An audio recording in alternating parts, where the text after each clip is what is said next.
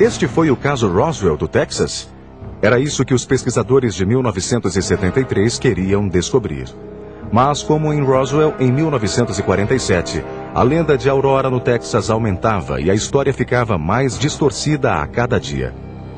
A cada vez os céticos desafiavam os jornalistas e os pesquisadores, como a Mytho UFO Network e o International UFO Bureau, buscando refutar suas pesquisas. As teorias iam de balões que flutuavam nos céus até a crença de que a lenda de Aurora havia sido forjada para salvar a cidade. A teoria mais usada para explicar a nave misteriosa de 1897 diz que era um balão. Mas, infelizmente, não pode ter sido um balão. Não existem balões que subam ou caiam em grande velocidade. Eles não podem fazer curvas em ângulo reto e não sobem nem descem verticalmente. Os balões simplesmente não conseguem fazer isso. Não acho que a teoria do balão seja viável devido às descrições detalhadas das diversas aeronaves que existiam na época. O governo, até mesmo nos anos 40, tentou afirmar que os diversos pilotos estavam perseguindo balões. Mesmo no famoso acidente de Roswell, foi dito que um balão de grande altitude havia caído. Então a teoria do balão já existe há muito tempo. Devido a esses fatos, muitos descartam a teoria do balão. Outros céticos pensam que a lenda de Aurora foi uma história inventada pelo autor do artigo do Dallas Morning News, de 19 de abril de 1897. Em minha opinião, a história de Aurora foi inventada por S. Hayden. Encontrei algumas pessoas que se lembram de ouvir parentes mais velhos dizerem que Hayden era brincalhão e gostava de pregar peças. Mas esta ótima brincadeira de 1897 acabou não sendo reconhecida como tal. Ouvi a alegação de que Hayden, o autor do artigo, era brincalhão e gozador. Mas não consegui encontrar provas disso, nem vi outros artigos que ele tenha escrito e que não fossem verdadeiros. Embora Cheriton seja questionado por alguns especialistas, ele tem um argumento convincente. Acho muito estranho que Hayden não tenha dado continuidade à reportagem. O esperado seria que houvesse outros artigos a respeito do enterro do extraterrestre, da pedra que foi colocada para marcar o túmulo, da prece que alguém fez e de como a cerimônia foi bonita. Isso seria o esperado, mas não aconteceu. A prefeita de Aurora, no Texas, Barbara Brummer, passou muitos anos pesquisando a história da cidade e acha que tem a solução para a lenda de Aurora. Segundo tudo que tive acesso, a lenda começou depois de várias catástrofes que ocorreram na cidade. A primeira catástrofe foi uma infestação pelo bicudo do algodoeiro, que destruiu a principal lavoura de Aurora, o algodão. Logo depois disso, houve um incêndio na região oeste da cidade, que destruiu vários prédios e matou diversas pessoas. As mortes não pararam. Logo depois do incêndio, houve uma grande epidemia de febre maculosa que quase exterminou a população de Aurora. Isso aconteceu em 1896. Todos que podiam tentaram partir. Houve um período em que toda a cidade estava sob quarentena e as pessoas só saíam de casa para ir ao cemitério enterrar alguém. No início da década de 1890, Aurora teve um raio de esperança. Uma ferrovia ia passar pela cidade e traria o alívio econômico que seus habitantes desejavam. Chegaram a colocar os trilhos que seriam usados por um ramal da ferrovia. Uma outra ferrovia deveria vir do oeste, mas chegou a apenas 40 quilômetros daqui. E depois acabou sendo interrompida. Ficou conhecida na região como a ferrovia que nunca existiu. A cidade tinha problemas econômicos e o espírito dos moradores estava abalado. Essa cadeia de acontecimentos pode ter motivado a lenda de Aurora. Aurora precisava da ferrovia para se recuperar do que havia acontecido naquela época. Quando a ferrovia não chegou, a cidade começou a decair. As pessoas começaram a se mudar. Os que ficaram na cidade precisavam de algo que lhes trouxesse um alento. E este pode ter sido o motivo pelo qual alguém inventou a história. Embora a teoria da prefeita Brummer seja uma boa explicação da lenda, os céticos continuam a se opor aos que acreditam. Os céticos dizem que o juiz Proctor não tinha um moinho de vento e toda a história é uma invenção. Segundo Charles Stephens, ele realmente não tinha um moinho de vento, mas tinha uma torre com um catavento, que era usado para acionar a manivela de seu poço. Esse é um caso de semântica. Havia uma torre de madeira com que o objeto se chocou. Quando procurava indícios, encontrei um dos suportes de metal que sustentava o braço de madeira. Um suporte de metal ainda estava no local. Outro elemento da lenda é questionado pelos céticos. A identidade do ET foi estabelecida por T.J. Wims, um membro do Corpo de Sinalização do Exército Americano. Ele era apenas o ferreiro da cidade e não um especialista em astronomia, como o jornal afirmou. Segundo Charles Stevens, T.J. Wims era um astrônomo amador, tinha um telescópio e era bem conhecido como especialista leigo em astronomia. O argumento de que ele não tinha conhecimentos é bem enganador.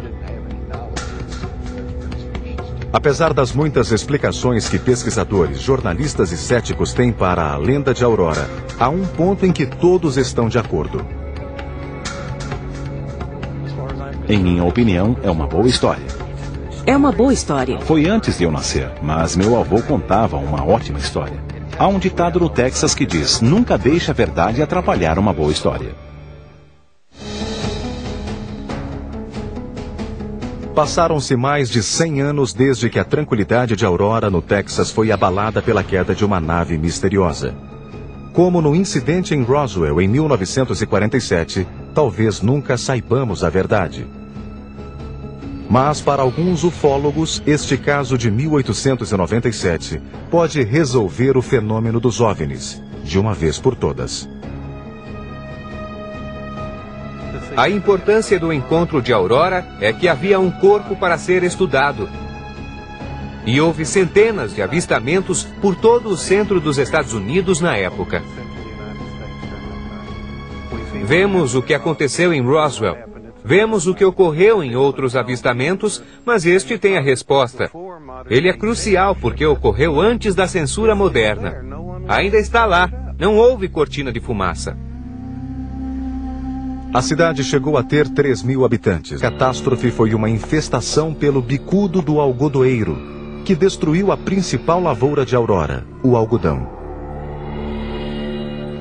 Logo depois disso, houve um incêndio na região oeste da cidade, que destruiu vários prédios e matou diversas pessoas.